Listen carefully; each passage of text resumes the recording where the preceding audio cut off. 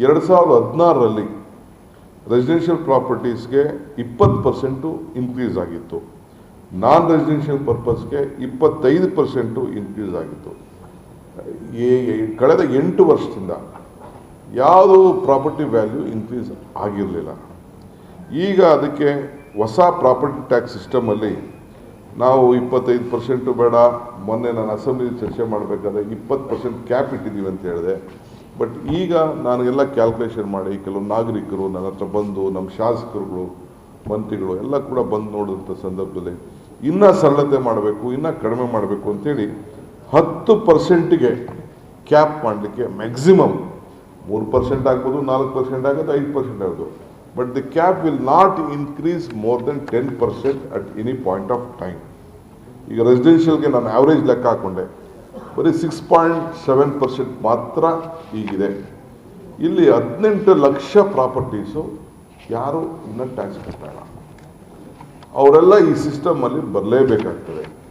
So ಅವ್ರಿಗೆ ನಾವೇನು ಜಾಸ್ತಿ ಮಾಡಬೇಕು ಅಂತಿಲ್ಲ, ಬಟ್ ಏನು ಗೈಡೆನ್ಸ್ ವ್ಯಾಲ್ಯೂ ಏನು ಇವತ್ತಿದೆ ಅದಕ್ಕೆ ಲೆಕ್ಕ ಹಾಕ್ಕೊಂಡು ನೀವು ಬರಬೇಕು.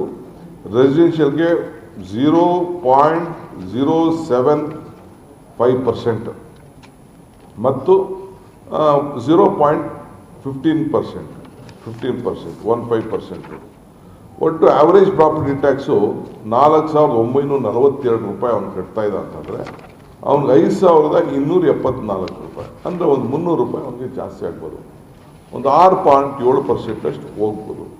ಇನ್ನು ಕೆಲವು ಕಮರ್ಷಿಯಲ್ ಅವರು 0.37% ಆ ವ್ಯಾಲ್ಯೂ ಸಿಸ್ಟಮ್ ಇದೆ, ಗೈಡೆನ್ಸ್ ವ್ಯಾಲ್ಯೂ ಸಿಸ್ಟಮ್. ಅವನು 70,000 ಕಟ್ತಾ ಇದ್ದ ಅಂದ್ಕೊಳ್ಳಿ, ಅವನಿಗೊಂದು 74,000 ರೂಪಾಯಿ ಆಗ್ಬೋದು, ಅವನು 6.5 ಟೈಮ್ಸ್. ಇಂಡಸ್ಟ್ರಿಯಲ್ ಅವನಿಗೆ ಆವ್ರೇಜ್ ಒಂದು 5%, 5.3%, 80,000 ಕಟ್ತಾ ಇದೆ ಅಂದರೆ 84,000 ಕಟ್ತಾ ಇರ್ಬೋದು. ಸೊ ಆ ರೀತಿ ಇದೆ.